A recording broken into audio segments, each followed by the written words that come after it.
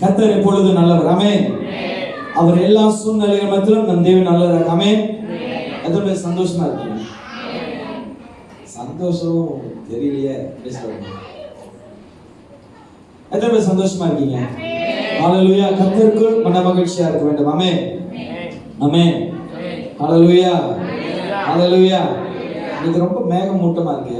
கொஞ்சம் சோச்சா சரியில்லை இருக்கு.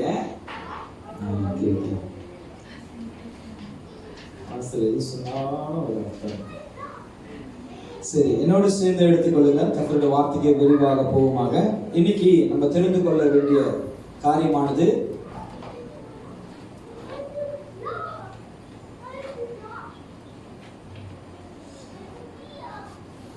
தேவனை ஆவியோடும் உண்மையோடும் தொழுது கொள்ள வேண்டும். அல்லேலூயா. தேவனை நம் இயேசுவை நம்மளுக்காக ஜீவனை கொடுத்து உயிரோடு எழும்பின ஆண்டவரை நீங்களும் நானும் ஆவியோடும் உண்மையோடும் அவரை தொழுது கொள்ள வேண்டும். ஆமென். அல்லேலூயா.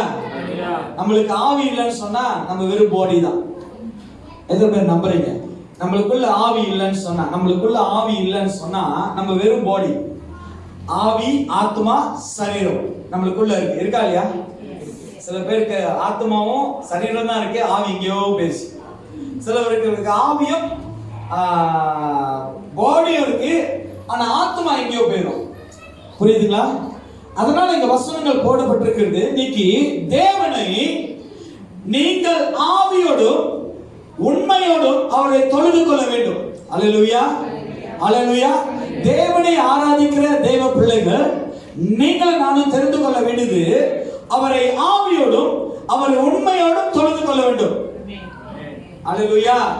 சில காரியம் நீங்க கேட்கலாம், ஏன் பாஸ்டர் சொன்னதே திரும்பி சொல்றீங்கன்னா, முதல் தடவை நான் சொல்லும்போது அது காதுல உழுவாது, ரெண்டாவது தடவை சொல்லும்போது ஏதாவது பறக்கும், மூணாவது ஐயோ கேட்டு தொலைச்சிருமே, இருந்தாலும் சொன்னதே சொல்லிட்டு இருக்காரு, நம்ம ஆவியானவர் நம்மள விடவே மாட்டாரு, கேட்டுட்டா நல்லது. அல்லேலூயா. எத்தனை பேர் இந்த அனுபவத்துக்குள்ள போறீங்க? அல்லேலூயா.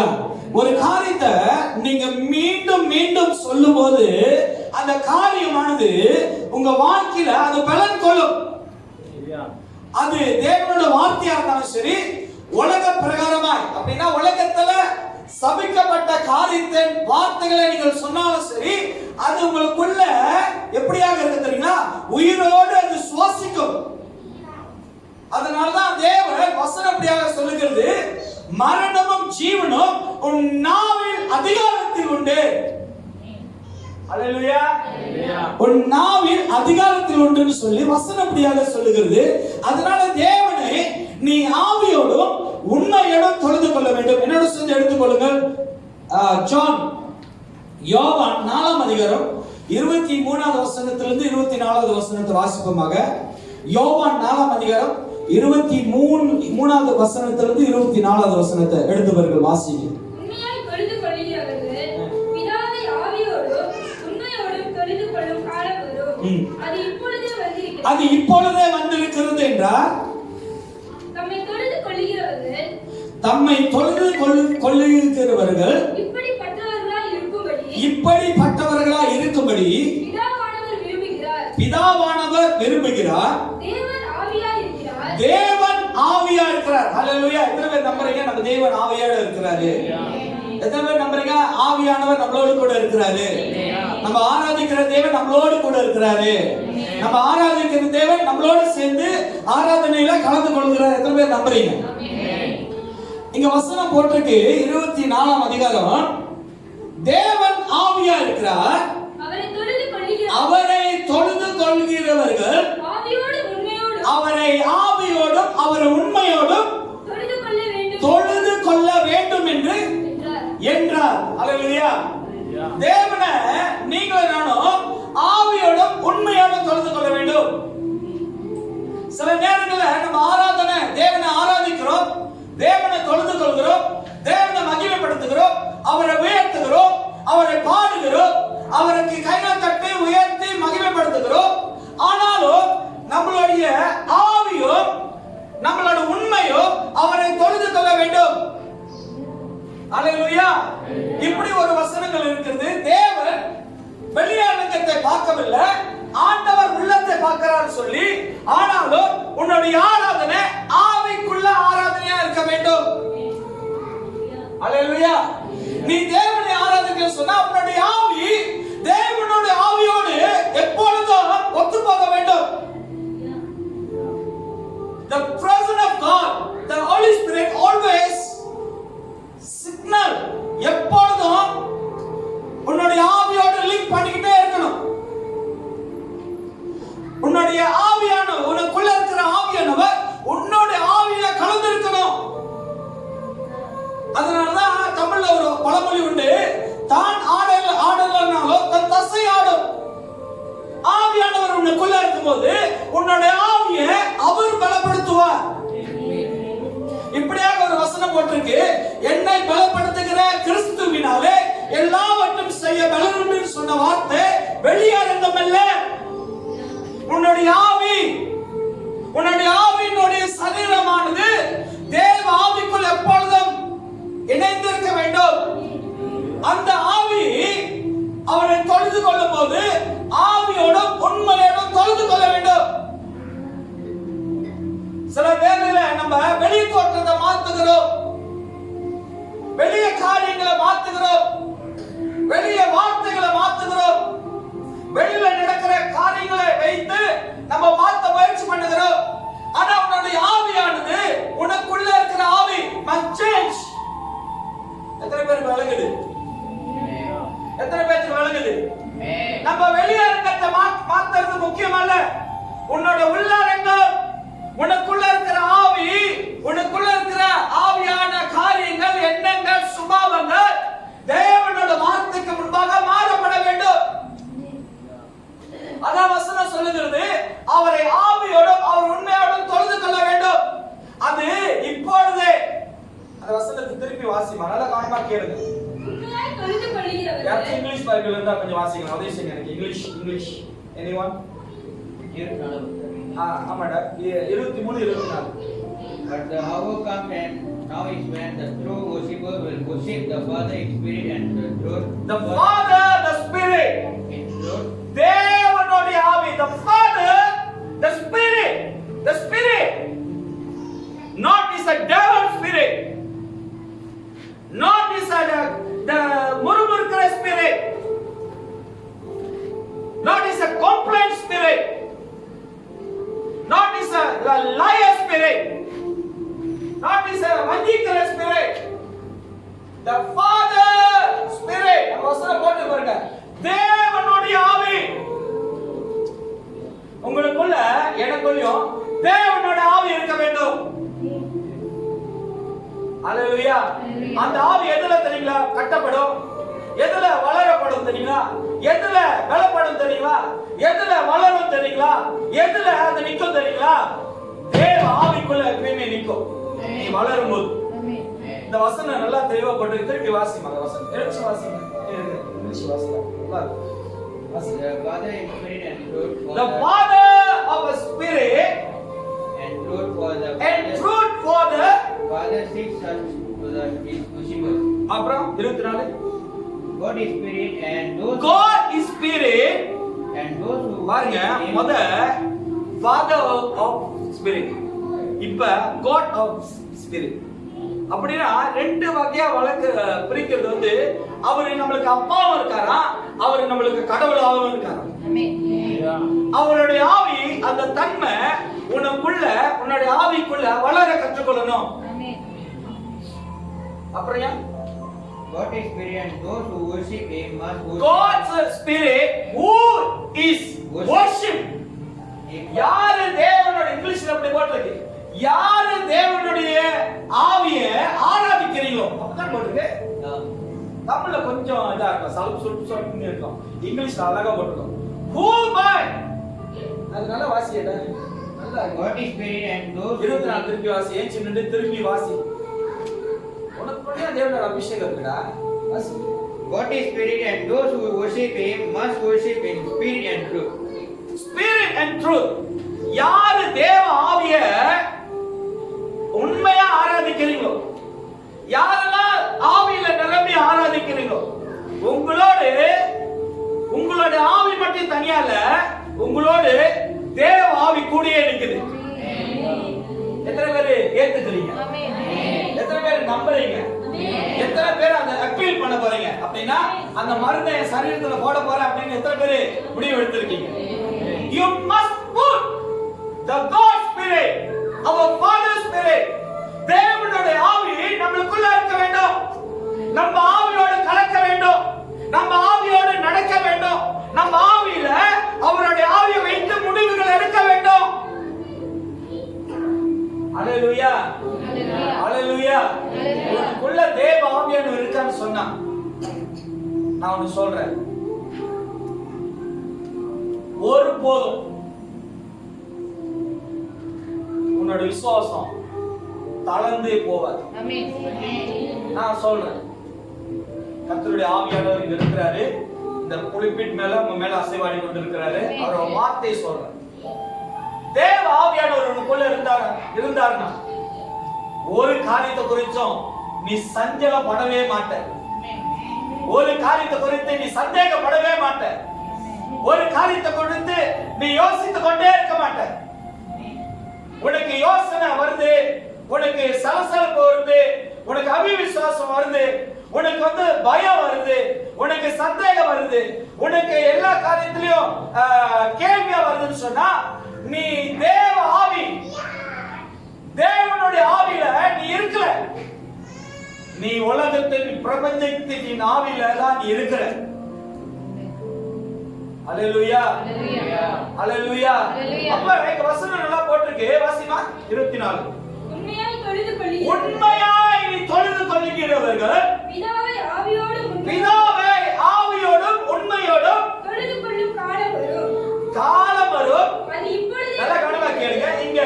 இங்க இப்படியா ஒரு வார்த்தை சொன்னார் யோவான், அது இப்பொழுது தேவனை ஆவியோட உண்மையோட தொழுது கொள்ளுகிற காலம் வரும்.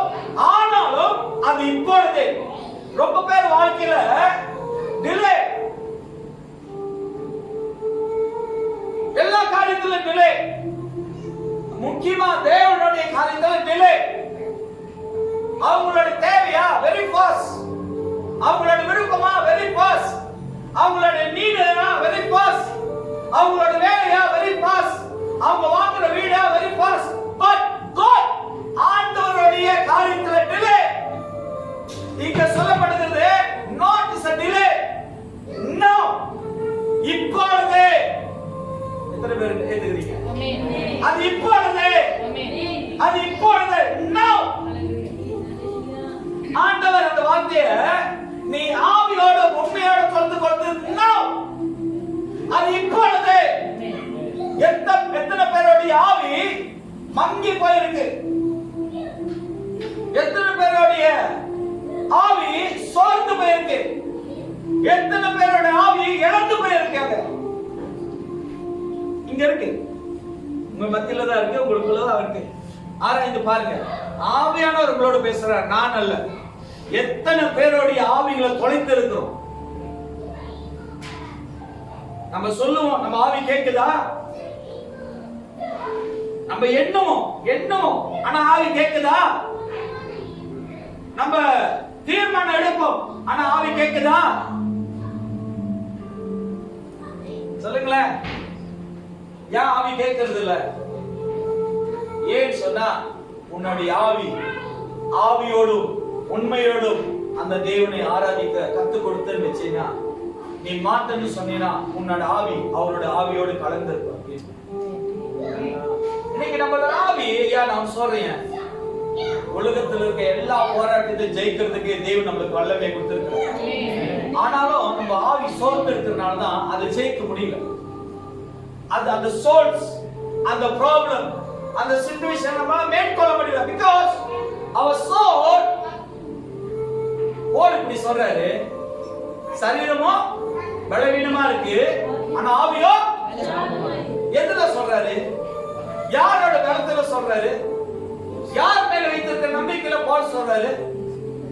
இன்னைக்கு நம்ம மனுஷன் மேல வைத்திருக்கிறோம், நம்மளோட தீர்மானங்கள் மேல வைத்திருக்கிறோம், நம்மளுடைய விருப்பங்கள் மேல வைத்திருக்கிறோம். எத்தனை பேரோட விருப்பம் தேவ ஆவியானவருக்கு விரோதமாக செயல்படுகிறது? ஐயா நான் இதெல்லாம் பிளான் பண்ணவே இல்லை. என்னோட பிரசங்கமே டைட்டில் வேற, டைட்டில் இதுதான், ஆனா அமைத்தது வேற, இங்க வேற வருது. அது என்ன சொல்றேன்னா ஆசீர்வாதமா எடுத்து. ஆமென். சரி. எத்தனை பேருடைய ஆவி தன்னுடைய விருப்பங்களினால சோர்ந்து போயிருக்கு.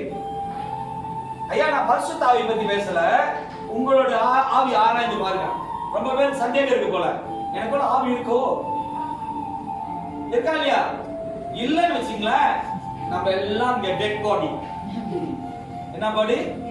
Dead body. அப்ப ஆவி இருக்கு. எல்லாரும் கொஞ்சம் நல்லா இழுத்து விடு பார்ப்போம்.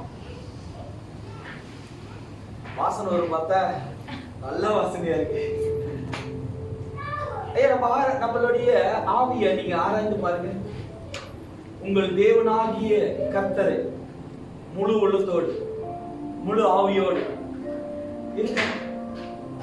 அவரை தேட முடியுதா?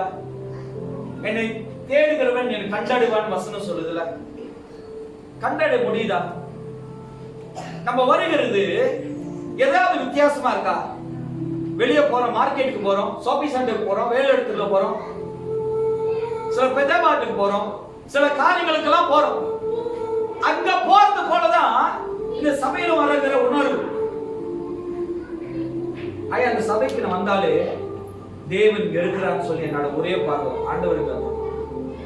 என்ன வந்தாலும் என் வாழ்க்கையில, என்ன நடந்தாலும் என் வாழ்க்கையில, என்னதான் மாறினாலும் இந்த இடத்துக்கு வரும்போது என் அப்பா வந்து பார்க்கிறேன். அவரை வந்து பார்க்கும்போது தான் நான் சொல்றேன், சோர்ந்து போயிருக்கிற என்னுடைய ஆவி, உடைந்து போயிருக்கிற ஆவி, கோணலும் மாளனமாய், அப்படின்னா ஒரு சரீரம் அக்கா கை காலு எல்லாம் காது கண்ணு எல்லாம் பிரிக்கப்பட்டிருக்கு. அந்த சூழ்நிலையில உலகத்துல இருக்கிற, ஆனா தேவ சமூகத்துல வந்தா எல்லாத்தையும் எங்க அப்பா பிக்ஸ் பண்ணுவார், எல்லாத்தையும் கூட்டுவார். கண்ணு இருக்கிற இடத்துல கண்ணை வைப்பாரு, கால் வைக்கிற இடத்துல காலை வைப்பாரு, கை வைக்கிற இடத்துல கையை வைப்பாரு, மூளை வைக்கிற இடத்துல மூளை வைப்பாரு. ஏன் தெரியுமா? இந்த இடமானது அவரை ஆவியோடும் அவரை உண்மையோடும் தொழுது கொள்ளுகிற இடம் இது. அவர் இந்த ஸ்தலத்தின் மேல இறங்கி வந்து அவர் அசைவாடி கொண்டே இருக்கிறார். அவர் அசைவாடி கொண்டே இருக்கிறார். நம்ம தேவன் ஜனத்தினால் மட்டும் அசைவாடுகிற தேவன் அல்ல. எங்கே நாமத்தில் 2-3 பேர் கூடுகிறீர்களோ அவர்கள் நடுவிலே நான் அசைவாடுகிற தேவன். This is பரிசுத்த ஸ்தலம். இந்த ஸ்தலத்தின் மேல தேவன் அசைவாடுகிறார். அவரை ஆராதிக்கிறவர்கள் அவரை ஆவியோடும் அவரை உண்மையோடும் ஆராதிக்க வேண்டும். Hallelujah. இன்னைக்கு நம்மளோட ஆவி எப்படி இருக்கு? Is it we can feel the presence of God? உன்னால உணர முடியுது தேவ ஆவியோட பிரசன்னம்.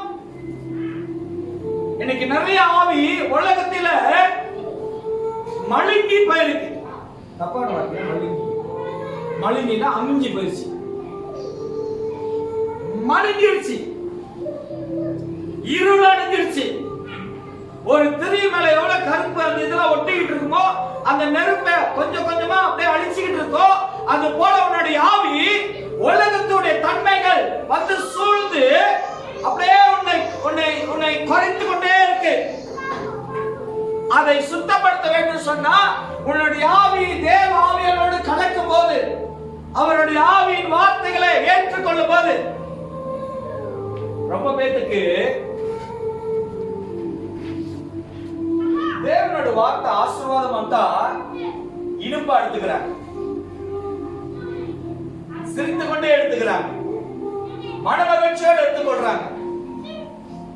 அந்த வார்த்தை மேல அறிக்கை செய்து கொண்டே இருக்கிறாங்க.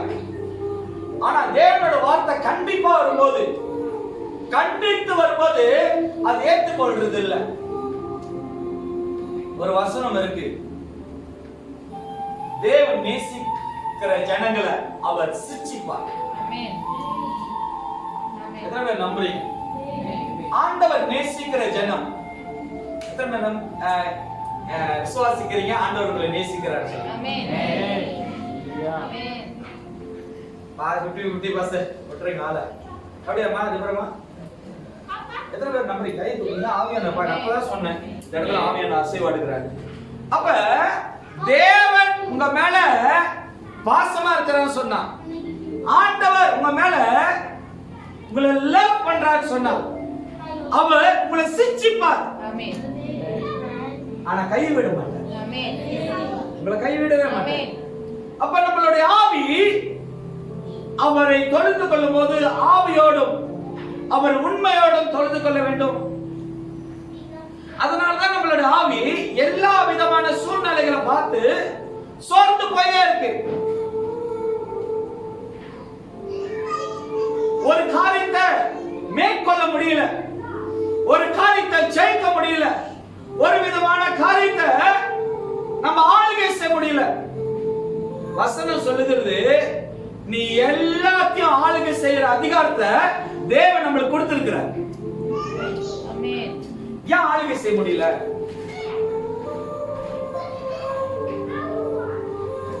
ஏன் நம்மளால ஆளுகை செய்ய முடியல? நல்லா ஒண்ணு யோசிச்சு பாருங்க. உங்களுடைய ஆவியை நீங்க ஆளுகை செய்ய முடியல, எப்ப மத்த காரியத்தை உங்களால ஆளுகை செய்ய முடியும்? 24 வாசி முடிச்சிருக்கோம். நான் கொஞ்சம் ஒருவன்னு போறேன். எடுத்துக்கங்க. தேவ ஆவியானவர் உங்களோட பேசுவார். வாசிமா. தம்மை தொழுது கொள்கிறவர்கள் இப்படிப்பட்டவர்களாய் இருக்கும்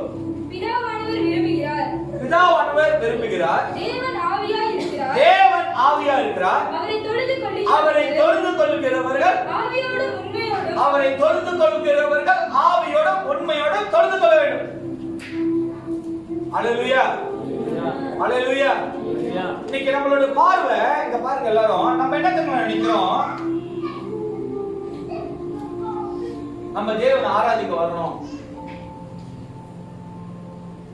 நம்ம இன்னைக்கு தேவனை போய் ஆராதிக்கணும், இன்னைக்கு இந்த ஆராதனையில் நம்ம கலந்துக்கணும், இந்த பிரசங்கத்துல நான் அப்படியே போய் பூந்துடணும், இந்த துதிய மத்தியில நான் எப்படியாவது ஆராதனை வந்துடணும் சொல்லிதான் நம்மளோட நினைப்பு, நம்மளுடைய எண்ணங்கள். ஆமா தானே? எல்லாம் சும்மா விசிட் பண்ண பாஸ்டர் பார்க்க வர நம்ம சேர்ச் மெம்பர்ஸ் எல்லாம் பாத்துறோம் அப்படி வரீங்களா? இல்ல உங்கள்கிட்ட ஒரு கேள்வி கேட்கிறேன். உங்களுடைய எத்தனை பேருடைய ஆராதனைய தேவன் ஏற்றுக்கொள்ளும்? Not உங்களுடைய விருப்பம் அல்ல. இங்க நீ வந்து ஆராதிக்கிறது உங்களுடைய விருப்பம் அல்ல, அவருடைய விருப்பம். He must choose. அவர் உன்னை தேர்ந்தெடுக்க வேண்டும். உன்னுடைய ஆராதனை அவருக்கு பிரியமா இருக்க வேண்டும். அல்லேலூயா. இன்னைக்கு ஒரு பாட் சரியில்லை, ஒரு மியூசிக் இன்ஸ்ட்ருமெண்ட் இல்ல, ஒரு பாடலோட குரல் சரியில்லை அப்படின்னா நம்மளால ஆராதிக்க முடியல. ஆண்டவர் என்ன சொன்னாரா? இப்படி ஆராதிச்சாதான் உன் ஆராதனை நான் கேட்பேன்னு என்ன சொல்லியிருக்கிறார் வசனத்துல? தேவனை ஆவியோடும் அவரை தொழுது கொள்ள வேண்டும், அப்புறம் ஆவியோடும் உண்மையோடும் அவரை தொழுது கொள்ள வேண்டும் என்றார். இன்னைக்கு நீ ஆராதனை செய்து அந்த ஆராதனை தேவன் ஏற்றுக்கொள்ள வேண்டும். பலி ஏற்பாடுல இந்த ஆசாரியன் கொண்டு வருகிற அந்த தூப பலியை, அந்த தூபம் தேவனுக்கு பலிபீடத்துல இந்த ஆசாரியன் கொண்டு வருகிற அந்த தூபத்தை தேவன் அங்கீகரிக்கணும். அந்த பலிபீடத்துல நிறைய காரியங்கள் இருக்கும். அந்த பலிபீடத்தின் மேல அந்த பலியை கொடுக்க வரவங்க அதுல நிறைய காரியங்கள், நிறைய விதமான காரியங்கள் இருக்கும். ஆட்டுக்குட்டியின் ரத்தம் இருக்கும், நெருப்பு இருக்கும், பல விதமான காரியங்கள் இருக்கும். அத தேவன் ஏற்றுக்கொள்ளணும். சிம்பிளா சொல்லிட்டாங்க. இந்த ஆசாரியனா பாஸ்டர். இந்த ஆசாரியன் 2 தரம் மகா பலிபீடம், இந்த இவனுங்கெல்லாம் நிக்கிறது யாரு? ஆசாரிகள்லாம் நிக்கிறது. இந்த ஆசாரிய ஒருத்தன் சூஸ் பண்ணி அவன் போவான். அவனுக்கு சில ப்ரொசீஜர் எல்லாம் செய்வாங்க. ஏற்கனவே பிரசங்கத்தெல்லாம் கேட்டுருப்பீங்க. இவனுடைய அந்த பலியை கொண்டு போகும்போதே இவன் பாவம் செஞ்சிருந்தானா, இந்த பலிபீடத்துல வந்தான, கரைக்குள்ள வந்தான, ஒரே அடி மணி சத்தம் அப்படிதான் கேட்கும். அப்படின்னா தேவன் பலியை பார்க்கறதுக்கு முன்பாக, நீ கொடுக்கிற பலிகளை பார்க்கறதுக்கு முன்பாக கொண்டோரிய நீ எப்படிப்பட்டவன்? எல்லாம் ரொம்ப சைலண்ட் ஆயிட்டீங்க. நீங்க ரொம்ப பேரு நம்ம தேவனை ஆராதிக்கணும், நம்ம ஆண்டவரை தொழுது கொள்ளணும், நம்ம தேவனை துதிக்கணும் சொல்லி வரோம், நல்லது. ஆனா அவனுடைய ஆராதனைய ஆவியானவர் தேவன் ஏற்றுக்கொள்றாரா? அதனால வசனம் சொல்லுது, அவரை ஆராதிக்கிறவர்கள் ஆவியோடும் உண்மையோடும் அவரை ஆராதிக்க வேண்டும்.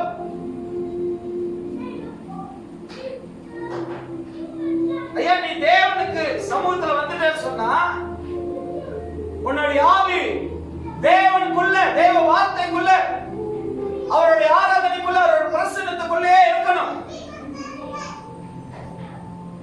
வெளிய காரியங்கள், வெளிய எண்ணங்கள், வெளிய விதமான சூழ்நிலைகள் எதுவுமே நீ நினைக்க கூடாது.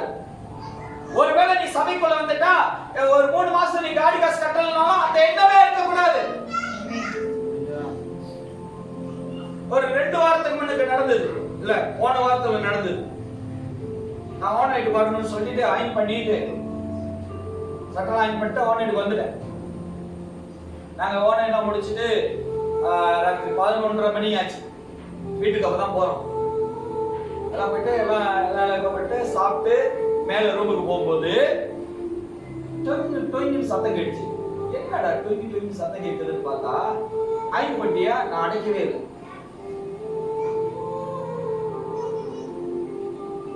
ரொம்ப பேர் சபைக்கு வந்துதான் அயன் பண்ணி அடைச்சனா, கேஸ் எடுப்பு அடைச்சனா, ஏக்கோனை அடைச்சனா. சரி, கதவு தாண்டி வரும்போது ஒரு மாதிரி ஹார்ட் அடிச்சிச்சு. எலி என்னமோ செத்து போயிருக்கு போல, வீட்டுல போய் பார்க்கணும். இங்கதான் வந்து யோசிப்பாங்க. இங்கதான் ரிமைண்ட் பண்ற ஆவி ரொம்ப சுத்துது. ரிமைண்டர். ஐயா, வெளியோட காரியத்தை கொண்டு வந்து சிந்திக்க வைக்கிறது யார் தெரியுங்களா? நீங்களும் நான் தப்பா நினைச்சிட்டு இருக்கோம். ஆவியானவர் எவனை விழுங்கலாம் என்று சொல்லி வகை தேடி சுத்தி திரிகிறான். அல்லேலூயா. டிங்கின்னு சத்தம் கழிச்சு என்னடான்னு பார்த்தா ஐயா ராசா அழகா அப்படியே நிக்கிற, நான் வச்ச பேர் அப்படியே இருக்கு. மனுஷன் சொன்னேன், நீங்க பாத்தீங்களா? சொன்னாங்க, நீங்க தான் சட்டாயம் பண்ணீங்க, நீங்க அடிச்சீங்களா? ஆமா, நான் தான் ஒரு ரூட்டு கிளம்புனேன். போய் நார்மலா அடிச்சா ஒண்ணுமே இல்லை, ஒண்ணுமே இல்லை. ஏன் தெரியுங்களா? நீ ஆவியோடும் நீ உண்மையோடு இருக்கும்போது உன்னோட ஆவி தேவனுக்குள்ள இருக்கும், தேவனோட பலத்துக்குள்ள இருக்கும். ஒரு ஆபத்தும் உன்னை நேரிடாது, ஒரு ஆபத்தும் உன்னை மேற்கொள்ளாது, ஒரு தீங்கும் உன்னை அழிக்காது. ஏன் தெரியுங்களா? உன்னுடைய ஆவி தேவ ஆவிக்குள்ள இருக்கு. சங்கீதம் 100வது அதிகாரம் 2வது வசனத்தை வாசிங்க. இன்னைக்கு வசனமா கொஞ்சம் கொடுக்கிறேன், பிரசங்கத்தை கொஞ்சம் குறைச்சிக்கிறேன், ஒரு டேக் நோட் பண்ணீங்க. சங்கீதம் 100 2வது வசனம். மகிழ்ச்சியோட கர்த்தருக்கு ஆராதனை செய்து ஆனந்த சத்தத்தோடு அவர் சந்நிதியின் முன் வாருங்கள். அல்லேலூயா. தேவனை மகிழ்ச்சியோட, உன்னோட இருதயம் தேவ சமூகத்தில் வரதுக்கு முன்பாக எப்படி தெரியுமா இருக்கணும்? மகிழ்ச்சியோட இருக்கணும். ஐயா, குடும்பத்துல எல்லாமே இருக்கும், எல்லா சூழ்நிலையும் நடக்கும்.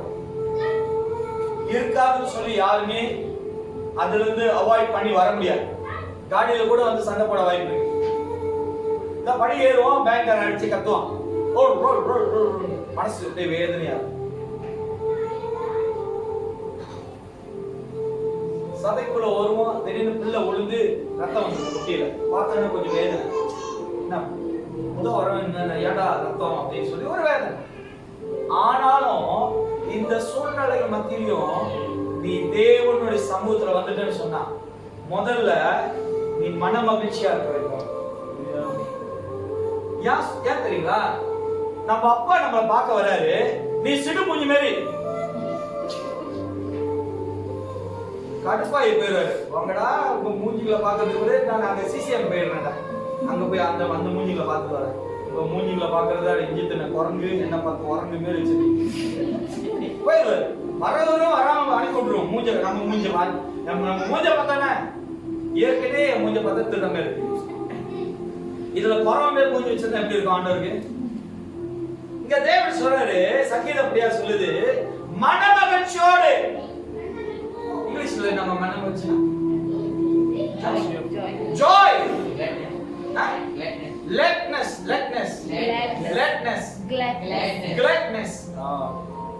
கல்யாணத்துல ஏதாச்சும் இப்படியே வச்சிருக்கீங்களா? கல்யாணம் பண்ணவங்க சொல்லுங்க, கல்யாணம் பண்ணாதீங்க பரவாயில்ல, எஸ்கேப்லாம். கல்யாணம் பண்ண சொல்லுமா, நீங்க எப்படி இருந்தீங்க? வாடிக்கு தூக்கி போட்டு 2 மணி முடிச்சிடறாங்க அப்படின்னீங்களா? ரொம்ப சந்தோஷம். 36 37 அத்தனை பல்லு இந்த ஏஞ்சலோட கல்யாணத்துக்கு எல்லாரும் போவோம். அவன் பாக்குறாங்க மூஞ்சி எப்படி இருக்கு, நல்லா சிரித்த நம்ம இவரமா இத்தனை கலந்து போயிருப்பீங்க. பொண்ணு என்ன அப்படியே பூம கொட்டா மாதிரி இருக்கும் சொல்லுங்களேன். அதான் நானும் பார்த்தேன், பயங்கர ஆட்டம். அப்பதான் நினைச்சுக்கிட்டேன், இங்கேயே இந்த ஆட்டம் போடுறேன்னா அவனை கல்யாணம் பண்ணி கடைசியா குடும்பம் தனி குடும்பம்னா இந்த ஆட்டம் ஆடுவேன்னு நினைச்சுக்கலாம் மனசுல. பாருங்க, அவங்களுடைய சரீர பிரகாரமான தேவைகளுக்காக அவர்கள் எவ்வளவு பிரயாசப்படுறாங்க, எவ்வளவு முக்கியத்துவம் கொடுக்கறாங்க, எவ்வளவு காரியத்தை எஃபர்ட் பண்றாங்க, ரொம்ப போடுறாங்க. நம்பிக்கைய, ஆர்வத்தை, ஆசைய, அன்பு எப்படி போடுறாங்க? அத வசனம் சொல்லுது, தேவ சமூகத்தில் நீ வர்றதுக்கு முன்பாக மனமகிழ்ச்சியோடு. அல்லேலூயா. இன்னிலிருந்து சபையில மாத்திருங்க உங்களோட குணத்தெல்லாம். சபைக்கு எப்படி இருங்க? மனமகிழ்ச்சி. நல்லா சிரிச்சிடுவாங்க. அல்லேலூயா. ஐயா இப்ப வச்சுக்கங்களேன், அவன் சிரிக்கிறான், நம்ம எர்வின் சிரிக்கிறான் வச்சுக்கங்களேன், நான் அதை கண்டு ஜெலஸ் பண்றேன். ஓ வேமா சிரிச்சிருக்கா, ஏதோ நடந்துருக்கு போல, ஏதோ ஒரு புறா வந்து ஏதோ போட்டிருக்கு போல, ரோஜா பூ போட்டிருக்கு போல, அது வந்து அவன் சிரிச்சுக்கிட்டு இருக்கிறாங்க. ஐயா நான் ஜெலஸா நான் நினைச்சேன்னா அதை கண்டு நீங்க மாத்திக்காதீங்க உங்க குணத்தை. நீங்களாவே இருங்க. ஆண்டவர் உங்கள்கிட்ட விரும்புறது என்னது? மனமகிழ்ச்சியோடு. இன்னைக்கு தேவனை தேடுறவங்க நீங்க எப்படி தெரியுமா இருக்கணும்? மனமகிழ்ச்சியோடு இருக்கணும். இதையா அந்த வார்த்தை நான் சொல்லிட்டு இருக்கேன் தெரியுங்களா? அதெல்லாம் அவர் உங்களுடைய ஆராதனை ஏற்றுக்கொள்ளணும்னு சொன்னார். அவர் உங்க ஆராதனைய மகிழணும்னு சொன்னார். இன்னைக்கு ரொம்ப பேர் சொல்றோம், நம்ம அவரை சூஸ் பண்ணிருக்கணும். அவர் நம்மளை தேர்ந்தெடுத்திருக்கிறார், அவர் நம்மளை கண்டிருக்கிறார். எனக்கு ரிச்சல் வந்து ஒரு ரெக்வெஸ்ட் சொன்னாரு, ரொம்ப ஆவில ரொம்ப பலமா இருந்துச்சு. கேட்டானே ஒரு ஹார்ட் டச்சிங் சொல்லுவாங்கல்ல, ஆட்டோ டச் பண்ண மாதிரி ஆச்சு. நம்ம நினைக்கிறோம் நிறைய கூட்டத்தை கொண்டு வந்து சேர்த்தாதான் சந்தோஷப்படுறோம். ஆனா தேவன் விரும்புறது என்ன தெரியுங்களா? பஸ் சொல்லியா, யாரெல்லாம் அவர் சபையில இருக்கணும்னு சொல்லி அவர் விரும்புற ஆளதான் கொண்டு வந்து இருப்பார். தேவ ஆளெல்லாம் கழுவி கழுவி கழுவி அவர் அனுப்பிக்கிட்டே இருப்பார். பஸ் நம்மளோட வேலை இருக்குங்களா? கழுவி கழுவி கழுவி கொண்டு வந்து இருப்போம். அவரு கழுவி கழுவி வந்து விளையாடிட்டே இருப்பார். ஏன் தெரியுமா? அவருக்கு பிடிச்ச என்ற சொல்ற ஆடுதான் வேணும். அதெல்லாம் வேணாம். அவருக்கு the softness, he love, அவருக்கு அப்படிப்பட்ட ஆடுதான் வேணும். சொன்னா எங்க ஆடு ரொம்ப சாமல. அப்பதான் தெரிஞ்சிச்சு, ஓ அப்ப நீங்க தான் பண்றீங்க. மேல உட்காந்துட்டு எல்லாத்தையும் கழுவி கழுவி அனுப்பிட்டு இருக்கீங்களா? முதலாவது நீ சபைக்குள்ள வரேன்னு சொன்னா மனமகிழ்ச்சியோட இருக்கணும். அப்புறமா மகிழ்ச்சியோடு கர்த்தருக்கு ஆராதனை செய்து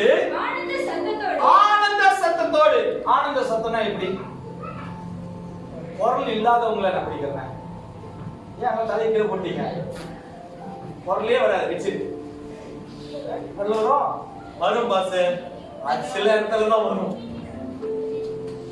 ஆனந்த சத்தத்தோடு அவர் சந்நிதி முன்னே வாருங்க. ஆனந்த சத்தம்னா இந்த எக்காலம் ஓதும்போது இந்த ஷாப்பா வந்து காதுல ஒய்யின்னு நின்னுத.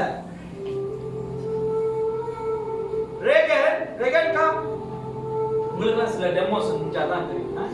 ரேகனே இங்க ரேகன் எலிஜா ரேகன் காதுலனா நம்ம ஆனந்த சத்தத்தை நம்மளுடைய ஆவி, நம்மளுடைய ஆத்மா, நம்மளுடைய சரீரம் தேவனுக்காக ஆனந்த சத்தம், the full joy, the full impression, தேவனுக்குள்ள ஆனந்தமா இருக்கணும். உலகத்துல நீ வரலாம், தேவ சமூகத்துல என்டர் பண்ணிக்கன்னு சொன்னா உனக்குள்ள இருக்கிற எல்லாத்தையும் தூக்கி வீசிட்டு ஆனந்த சத்தத்தில் தேவனை களி கூறணும். ஆண்டவர் அதை விரும்புறார். Amen. First, take your weapon. This is your weapon. Sound. Everyone wants to see your weapon. Sound. Louder. No mic. There.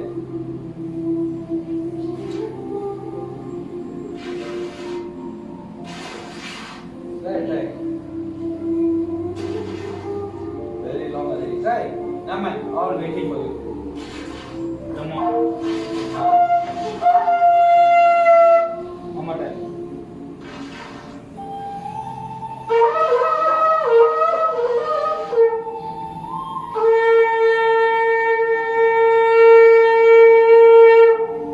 இதான் ஆண்டவர் விரும்புறார். One more time.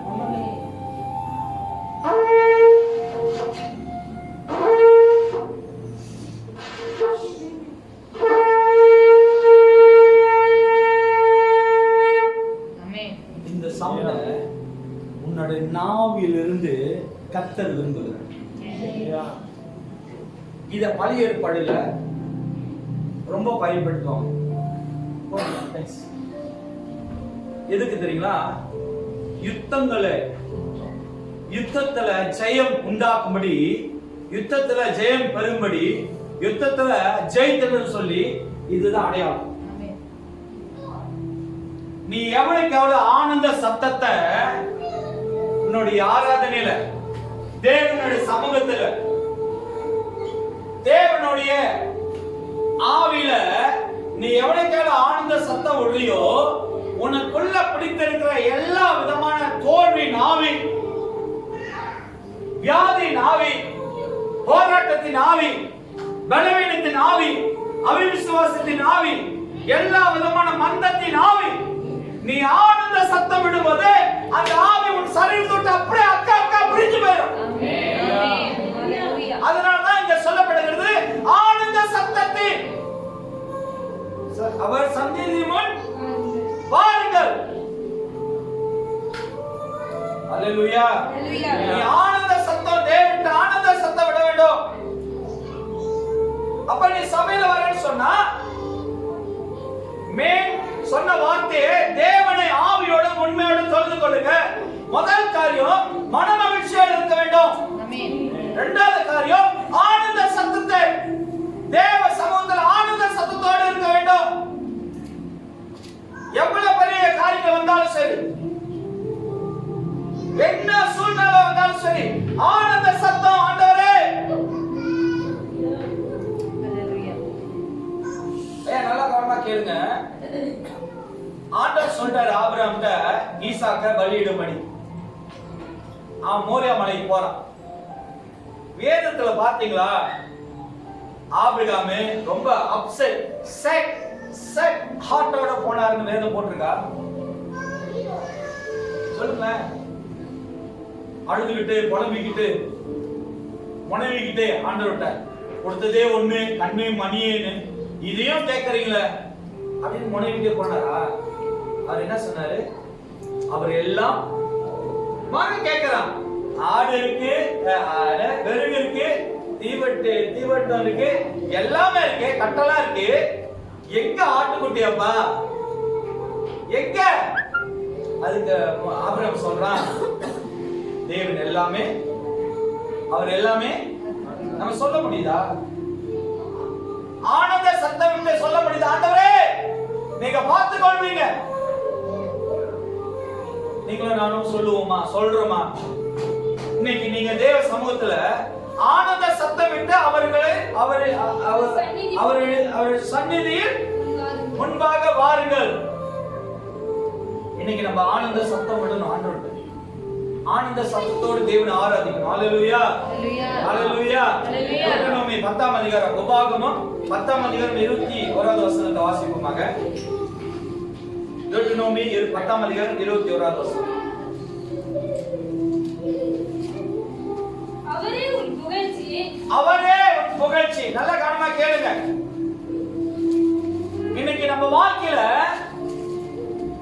ஒரு நல்ல ஒரு வாகனத்தை வாங்கிட்டேன்னு வச்சுங்களேன், நானா வயிற்ற கட்டி வாயை கட்டி போனஸெல்லாம் சேர்த்து வச்சு வாங்கின வாகனம். சரி வாசி முடிச்சிருங்க, எல்லாம் பைபிள்ல பார்க்கறேன். அவரே உன் புகழ்ச்சி, அவரே உன் புகழ்ச்சி. உன் கண் கண்ட இந்த பெரிய பயங்கரமான காரியங்களை, என்னமா நல்லா அந்த நிறுத்தி சொல்லுமா. உன் கண் கண்ட இந்த பெரிய பயங்கரமான காரியங்களை உன்னிடத்தில் செய்த உன் தேவன் அவரே.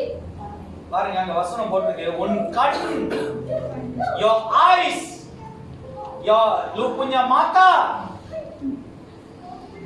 நீ தான் என்சிங். சின்ன யாருக்கு தெரியல, தெரியுமா இருக்காங்களா? நீ தான் என்சிங். என்சிங். உன்னுடைய கண் பார்த்த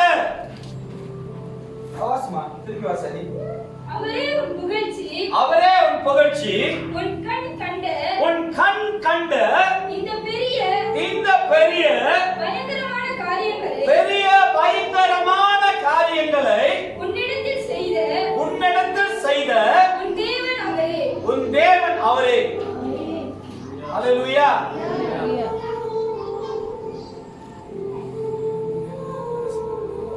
உன் புகழ்ச்சி. மூன்றாவது நல்ல கவனமா கேளுங்க, உன்னோட புகழ்ச்சி அவர்னால வந்தது. நீ வாங்கின வாகனம், நீ வாங்கின உன்னுடைய இல்லம், நீ வாழ்ந்து கொண்டிருக்கிற உன்னோட வாழ்க்கை, நீ போய் கொண்டிருக்கிற உன்னோட வேலை, நீ செய்து கொண்டிருக்கிற உன்னுடைய எல்லா காரியமும் அவரால் வந்தது. Not your will, not your strength, not your vision, not your ஒத்தா. இன்னைக்கு நம்ம புகழ்ச்சியை நம்ம தேடிக்கிறோம். ஒன்னு செஞ்சுட்டா நம்ம புகழணும்னு எதிர்பார்க்கறாங்க. ஒன்னு கொடுத்துட்டோமா அது எப்படியாவது நன்றி சொல்றாங்களா எதிர்பார்க்கறாங்க. ஐயா இன்னைக்கு ஒவ்வொரு காரியமும் உனக்கு வருதுன்னு சொன்னா அவரால் அன்றி தேவனால் மட்டும்தான் உனக்கு வரும். ஹalleluya. நீ வாழ்ந்த வாழ்க்கை எப்படி, நீ கடந்து வந்த காரியங்கள் எப்படி, உன் குடும்பத்தை எப்படி எல்லாம் நீ வாழ்ந்து இருக்கிற, உன்னோட தனிப்பட்ட வாழ்க்கையில படிப்புல இருந்து வளர்ந்து வருகிற ஒவ்வொரு சூழ்நிலையும் பார்த்து வந்தியே, இந்த அளவுக்கு மாறி இருக்குன்னு சொன்னா அவரால் புகழ்ச்சி. அத நம்ம மறைச்சலூர் சொல்லி இங்க அடையாளம் போட்டிருக்காங்க. உன் கண் கண்டது. ஹalleluya. ஹalleluya. சொல்லுங்களேன் ஹalleluya. இன்னைக்கு எனக்கு நல்ல அன்பான மனைவி ஆண்டவர் கொடுத்திருக்கார். ரோஸ்மா மாதிரி கொடுத்திருந்தா என்ன இருக்கும்?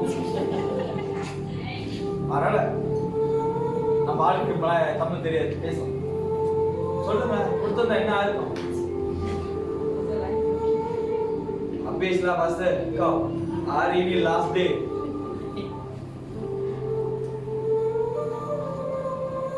அவர் நாள் வந்த புகழ்ச்சி. எம்ஜிஆர் மாரி இல்ல நம்பியார் மாரி ஈட்டியருக்கு உத்தர மாரி மணியில் வச்சிருந்தா என்ன இருக்கு? அங்கங்க லூபாங்க உடஞ்சிருக்கும், அங்கங்க ஓட்ட ஓட்டையா இருந்திருக்கும், அங்கங்க பிளாஸ்டர் போட்டிருப்பாங்க. அப்ப இன்னைக்கு நம்ம வாழ்க்கையில இப்படி இருக்கிறோம்னு சொன்னா, ஐயா நீ உட்கார்ந்து இருக்கிற 4 காலம் அவரால் வந்தது.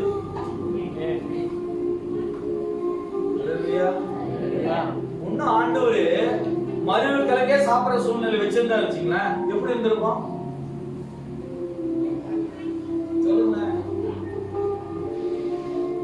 ஐயா. நம்மளோட முன்னோர்கள், நம்மளோட தாத்தா பாட்டி கூட்டம் பாட்டம்னா நல்லவங்களா இருந்தனால ஆண்டவர் நம்மளுக்கு ஆசீர்வாதத்தை நிறைய கொடுத்திருக்கு.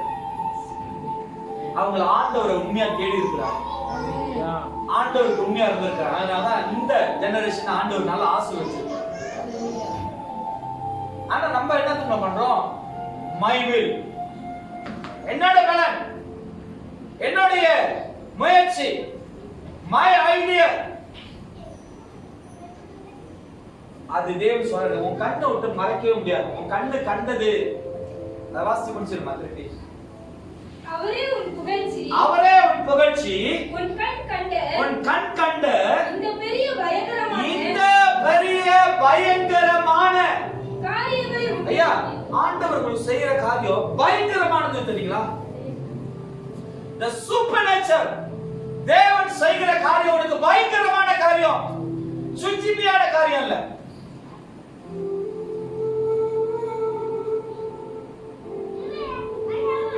அப்புறம் உன் கண் கண்டது இந்த பெரிய பயங்கரமான காரியங்கள்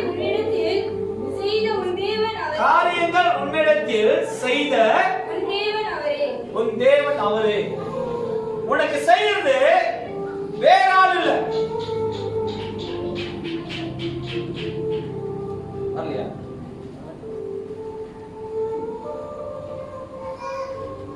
பாருங்க, உங்களுக்கு செய்யறது சத்தியம் சொல்லுது வார்த்தை, உங்களுக்கு செய்யறது தேவன் அவரே. ஹல்லேலூயா. உனக்கு பயங்கரமாய் காரியங்கள் உன்னிடத்தில் செய்யறது தேவன் அவரே. எக்ஸோடஸ் 23ஆம் அதிகாரம் 25வது வசனம். எக்ஸோடஸ்னா உபாகமம், யாத்திராகமம் 23ஆம் அதிகாரம் 25வது வசனம். எக்ஸோடஸ்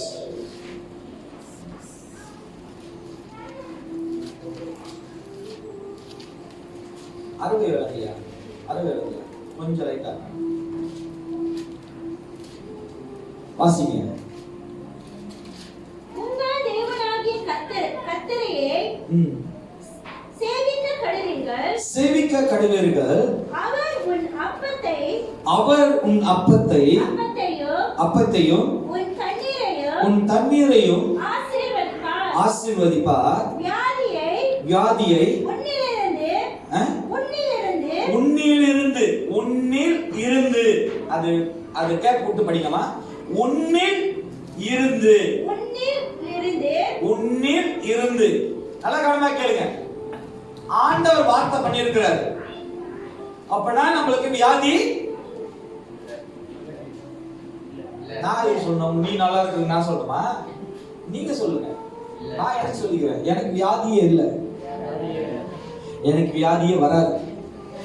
ஏன்னா வசனம் போட்டிருக்க, அப்படிதான் போட்டிருக்கு. வாசிமா எக்ஸோடஸ் யாத்திராகமம் 23ஆம் அதிகாரம் 25வது வசனம். உங்கள் தேவனாகிய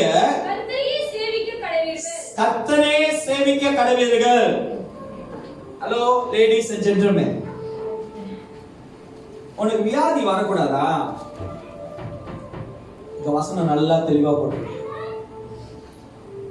உங்களுடைய தேவனை சேவிக்க கடவீர்கள். சேவிக்க கடவீர்கள். You must worship your God. Must. உன் தேவனாகிய கர்த்தரையை சேவிக்க கடவீர்கள். இங்கிலீஷ்ல என்ன போட்டுருக்கு? You shall serve Yahweh your God, and He will bless your bread and your water, and I will take sickness away from among you. நீ தேவனை ஆராதிக்க வேண்டும். நீ ஆராதித்தாதான் உன்னுடைய வியாதிகளை, உனக்குள்ள இருக்கிற எல்லா விதமான வியாதிகளும் இந்த வசனத்துல அந்த இடத்துல படிக்கலாம். வியாதியை உன்னிலிருந்து விலக்குவேன். வியாதியை உன்னிலிருந்து விலக்குவேன். உனக்கு வருகிற வியாதிகளை நீ தேவனை ஆராதிக்கும் போது உனக்குள்ள இருக்கிற வியாதிகள் உன்னிலிருந்து ஆண்டவர் விலக்குவார். அல்லேலூயா, அல்லேலூயா. தேவன் நாலாவது உனக்குள்ள இருக்கிற வியாதிகளை ஆண்டவர் விலக்குவார். அல்லேலூயா. நீ தேவனை எப்படி தொழுது கொண்டிருக்கீங்கன்னா, அவர் செய்யற அவரை புகழ்ச்சி, அவர் உனக்கு கொடுக்கிற புகழ்ச்சிய பயங்கரமா இருக்கும். அதனால அவரை ஆராதிக்க, சேவிக்க வேண்டும். நீ தேவனை சேவிக்க வேண்டும், நாட் மிஸ்.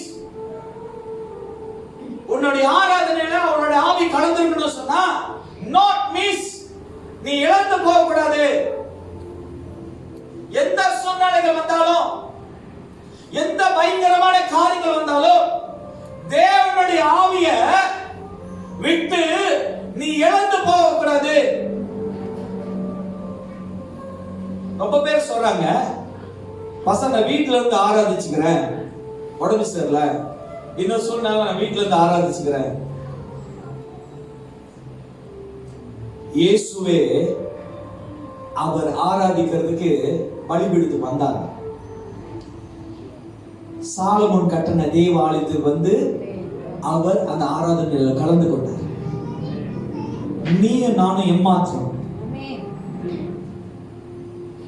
இன்னைக்கு அவரை நீ தொழுது கொள்ள வேண்டும் சொன்னா, அவரை ஆராதிக்கிற ஒரு இடம் உனக்காக தேவன் வைத்திருக்காரு சொன்னா, அந்த ஆராதனையை கட்டாயமா, not God say excuses.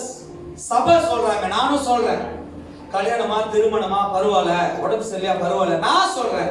ஆனா வேதம் சொல்லுது, இந்த வசனத்தை நல்லா வாசிங்க, வாசிங்க, திருப்பி வாசிங்க. உங்கள் தேவனாகிய கர்த்தரையே சேவிக்க கடவீர்கள். சேவிக்க கடவீர்கள்.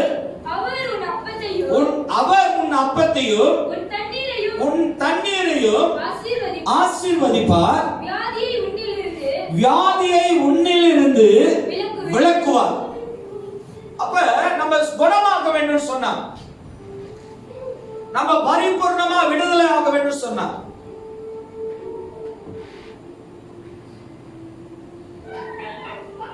ஐயா நான் ஒன்று சொல்றேன், நல்லா நான் விசுவாசமா சொல்றேன், நீங்க எப்படி எடுத்துக்கிறீங்க எனக்கு தெரியும். எனக்குள்ள தேவ ஆவியானவர் இருக்காரு, அந்த வார்த்தையில நான் சொல்றேன். ஒருவேளை இது கிட்னியா, கிட்னி ரெண்டாவது ஆவியான உணர்த்துற நான் சொல்றேன். பயங்கரமாய் வசனம் போட்டிருப்பாங்க, உன் கண் கண்டது. இங்க போட்டிருக்கு 10ஆம் அதிகாரம் 21 வசனம் டியூட்டரோனோமியில போட்டிருக்கு. இந்த கிட்னி ஃபங்க்ஷன் பண்ண முடியாம அது அழிவுகிற அப்படின்னா the spoil that time அப்படின்னா அழிந்து போகிற சூழ்நிலையில இருக்கும்போது இந்த வசனம் இப்படி சொல்லுது, இத புதுப்பிக்கிற பயங்கரமான காரியங்கள் நான் செய்வேன். இந்த கிட்னிய புதிதாய் பயங்கரமான ஒரு காரியம் மனுஷனுடைய சரீரத்துக்குள்ள புதிதாய் படைக்கிற உன் தேவனை, அந்த வசனம் சொல்லுது, உங்கள் தேவனாகிய கர்த்தரை சேவிக்க கடவீர்கள். அது புதுப்பிக்கிற வல்லமை அவர்கிட்ட இருக்கு. நீ அவரை ஆராதிக்கும் போது, அவரை தொழுது கொள்ளும் போது, உன்னோட வாழ்க்கையில் இருக்கிற அழிவுக்கு ஏதான காரியங்களை புதுப்பிக்கிற வல்லமை அவர்கிட்ட இருக்கு. அவரை சேவித்து அவரை தொழுது கொள்ளும் போது உன்னுடைய சரீரத்தில் இருக்கிற எல்லாம் அழிந்து போகிற காரியங்கள் புதுப்பிக்கப்படும். ஹalleluya ஹalleluya ஹalleluya. உன்னுடைய சரீரத்துல, உன்னுடைய அறிவில, உன்னுடைய இருதயத்துல, உன்னுடைய நரம்பு பகுதியில எங்கெல்லாம் வளரணுமோ, எங்கெல்லாம் அடையாளங்கள் அற்புதம் நடக்கணுமோ, நீ தேவனை சேவிக்கும் போது அந்த அடையாளங்கள் கர்த்தர் செய்வார். அததான் சொல்றாங்க. ரொம்ப பேர் உலகத்துல சொல்றாங்க பாய்சன் வரதுக்கு காரணம்னா நம்ம சாப்பிடுற சாப்பாடுனால தான் ரொம்ப நம்ம சரீரம் பாய்சன் ஆகுது. ஆனா இங்க வசனம் போட்டிருக்கு, வார்த்தை இப்படி போட்டிருக்கு, உங்கள் தேவனாகிய கர்த்தரை சேவிக்க கடவுளீர்கள், அவர் உன் அப்பத்தையும் உன் தண்ணீரையும். பாருங்க, உலகம் அப்படி சொல்லுது, ஆனா வசனம் என்ன சொல்லுது? அவர் ஆசீர்வதிப்பார். அவர் ஆசீர்வாதத்து மட்டுமல்ல, கூட ஒன்னு சொல்றாரு, வியாதியை உன்னிலிருந்து எதை செஞ்சா நான் விளக்குவேன்னு சொல்றாரு. இங்க வசனம் சொல்லுது, நீ எதை செஞ்சா உன் அப்பத்தையும் உன் தண்ணீரையும் ஆசீர்வதிப்பேன், உன் வியாதியை நான் விளக்குவேன்னு சொல்லி எதை செஞ்சா இதெல்லாம் கிடைக்கும்னு சொல்றாரு.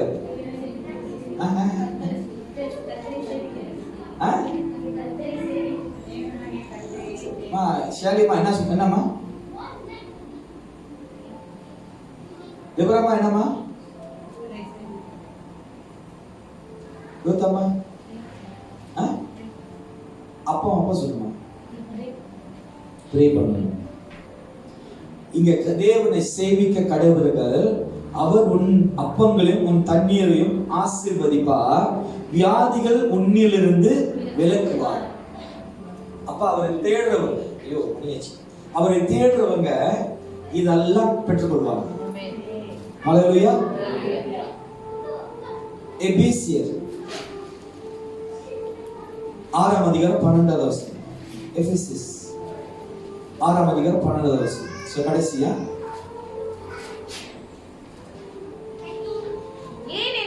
ஏனெனில் மாம்சத்தோடும் இரத்தத்தோடும் நல்ல கவனமா கேளுங்க. ஷாலோம் கிரைஸ்ட் சபையில இருக்கிற தேவ பிள்ளைகள், யூடியூப்ல ஃபேஸ்புக்ல கேட்டுக்கொண்டிருக்கிற எல்லா தேவ பிள்ளைகளுக்கும் ஆண்டவர் சொல்றாரு, ஏனெனில் எபேசியர் 6ஆம் அதிகாரம் 12வது வசனம். எபேசியஸ் chapter 6 verses 12. இங்கிலீஷ் சீன கூட கேக்குறாங்க நம்ம புத்தகத்தை. அது சொன்னாதான் அவங்க அந்த வசனத்தை எடுத்து ஃபாலோ பண்றாங்க. பார்த்து போனா சொன்னா பசங்க better you say the chapter இங்கிலீஷ்ல I don't know தமிழ் ஒண்ணே தம்பா. எபேசியஸ் chapter 6 verses 12.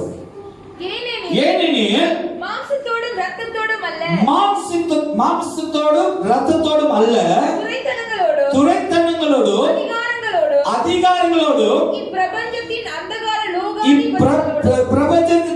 அந்தகார லோகாதிபதிகளோடும் வானமண்டலில் உள்ள நல்ல கனமா கேளுங்க. not you and me.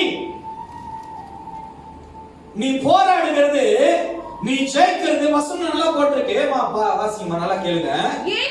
ஏனெனில் மாம்சத்தோடும் இரத்தத்தோடும் அல்ல, துரைத்தனங்களோடும் அதிகாரங்களோடும் இப்பிரபஞ்சத்தின் அந்தகார லோகாதிபதிகளோடும் வானமண்டலங்களில் உள்ள பொல்லாத ஆவிகளின் சேனைகளோடும் நம்மளுக்கு போராட்டம் உண்டு. இன்னைக்கு நீங்களும் நானும் சாதாரண ஒரு பர்சனா இருக்கிறோம். ஆனா வசனம் நல்லா தெளிவாப்பட்டிருக்கு. எபேசியர் 6ஆம் அதிகாரம் 12வது வசனம், இனி மாம்சத்தோடும் இரத்தத்தோடும் அல்ல. நீ வீட்டுல உட்கார்ந்துக்கிட்ட உன் வியாதியோடும், உன் குடும்பத்தோடும், உன் பிள்ளைகளோடும், உன் வேலையோடும், உன்னோட சூழ்நிலையோடும், உனக்கு வருகிற ஒவ்வொரு காரியத்தின் மேல இல்ல. இந்த வசனம் நல்லா தெளிவா போட்டிருக்கு. வாசிமா. ஏனெனில் துரைத்தனங்களோடும் அதிகாரங்களோடும் இப்பிரபஞ்சத்தின்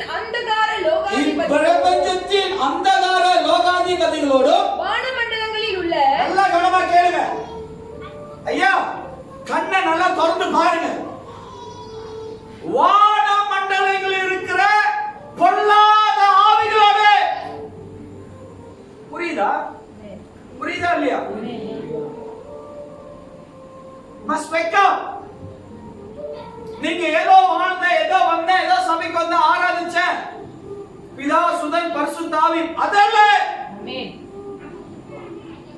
அதல்ல.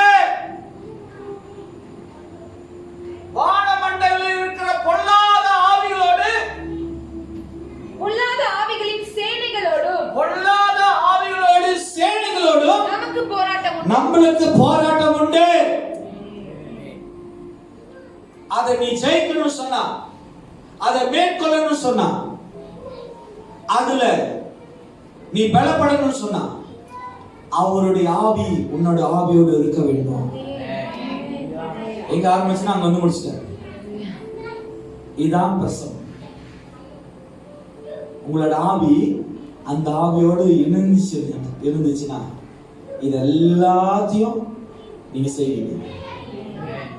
ஹல்லேலூயா. ரெண்டே வசனம் கொடுக்குறேன், வீட்டுல போய் படித்துக் கொள்ளுங்க. ஜோஷுவா 6ஆம் அதிகாரம் 1 to 27 வசனம் வரைக்கும். Joshua chapter 6 verses 1 to 27. யோசுவா எரிகோ காரியத்தை பத்தி. இரண்டாவது, போலும் சீலாவும் அவங்க சிறைசாலையில் இருந்த போது வந்த போராட்டங்கள். அப்போஸ்தலர் 16ஆம் அதிகாரம் 23வது வசனத்திலிருந்து 40வது வசனம். இதை நீங்க வீட்டுல போய் படிங்க. கர்த்தர் உங்களுக்கு பெரிய காரியங்களை செய்வார். எத்தனை பேருக்கு நீங்க பிரசன்னம் புரிந்தது? உங்களுடைய ஆவி யாரோட இருக்க வேண்டும்? அவரோட இருக்கலாமே. எல்லாரும் கண்கள் முடியுமா? எழுந்து